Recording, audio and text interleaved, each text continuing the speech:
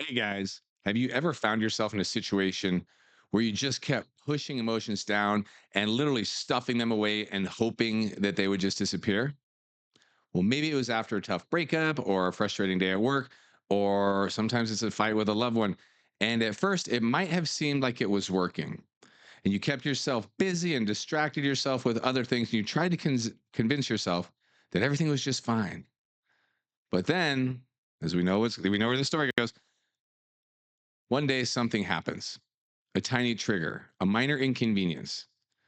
And suddenly, all those emotions that you've been suppressing came rushing to the surface, and you found yourself lashing out at someone that you cared about, or breaking down in tears, or just feeling completely overwhelmed and exhausted. That, my friends, is exactly what happens when we don't take the time to process our emotions in a healthy way.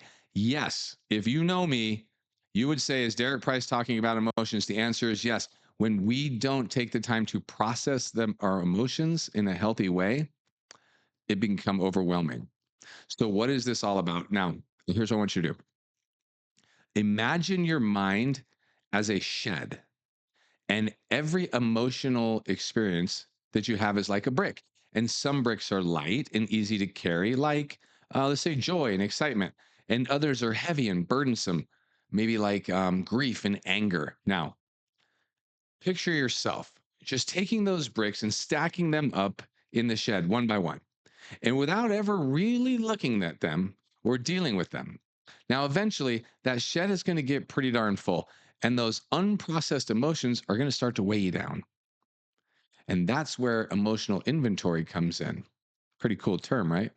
It's about taking the time to examine each of those bricks and to understand what they represent and how they've shaped you. It's about learning from your experiences and finding healthy ways to integrate them into your life rather than just sealing them away and hoping for the best.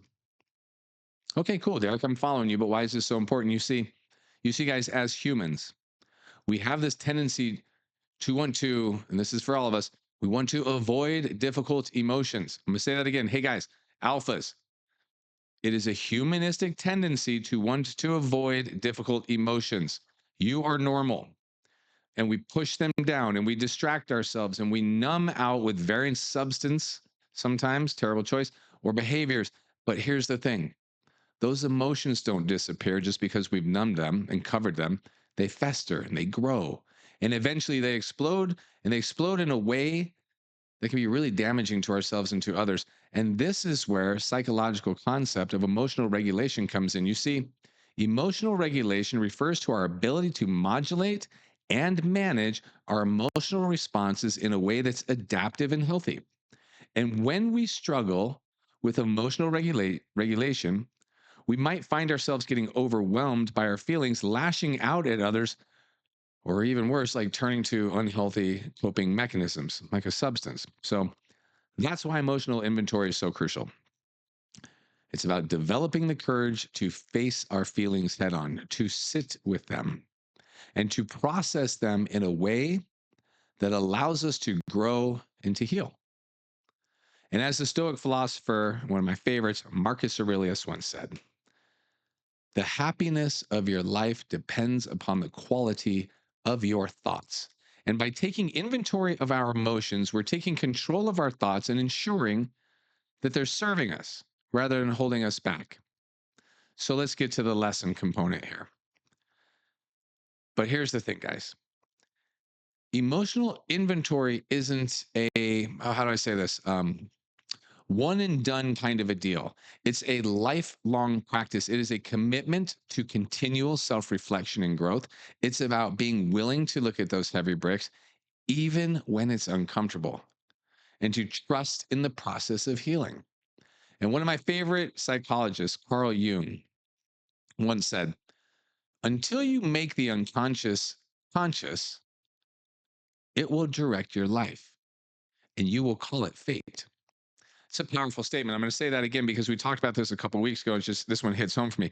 Until you make the unconscious conscious, it will direct your life and you will call it fate.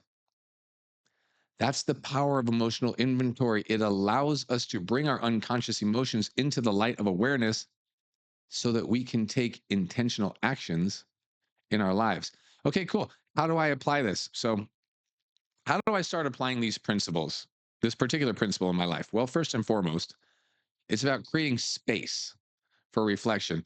And this might mean setting aside time each day for journaling, for meditation, or just quiet contemplation. You see, it's about getting curious about our emotions rather than judging or pushing them away or covering them up. And when we notice a difficult emotion arising, we can practice simply observing it. Without getting caught up in the story behind it, we can ask ourselves this: what is this emotion trying to tell me? And what can I learn from it?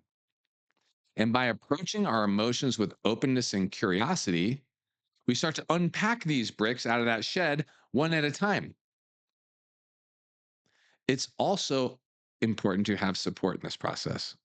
Listen, whether it's a therapist, it's a trusted friend, it's a support group, or simply just having somebody to talk to can be incredibly helpful in processing our emotions. Listen, I will raise my hand and say that that statement that I just said makes me more uncomfortable than probably any of you because I don't like the world to know that I have issues. But when I open up and I follow the process, it's like taking a shower when you didn't know you were dirty. When you get out, you feel much better. You see, it's about creating this safe space where we can be vulnerable. Like alphas are allowed to be vulnerable, where we can share our struggles and our triumphs with other people who generally have our best interests at heart. And guys, I'm not going to lie to you. Emotional inventory can be tough. It can bring up some really, really painful stuff, but I promise you this, it's worth it because when we face our emotions, all of them, when we process and learn from them, when we open up space, more space is open for joy. More space becomes open for connection, more authenticity. Imagine unpacking the bricks of negative emotion from that shed is going to give me space, and I can repack stuff in there: joy, connection, love. You see, as the psychologist Brene Brown puts it, owning our story and loving ourselves through the process is the bravest thing that we will ever do. Okay, cool. So let's be brave, my friends. Let's take inventory of our emotional bricks and let's build a life that's grounded in self awareness, healing, and growth. And that is the power of Price Principle 55. It has nothing to do with being perfect, it is about being willing to show up, to do the work, and to trust the process. You've probably heard that before. That's pretty much all the principles. If you're willing to show up, work, and do the process, it works.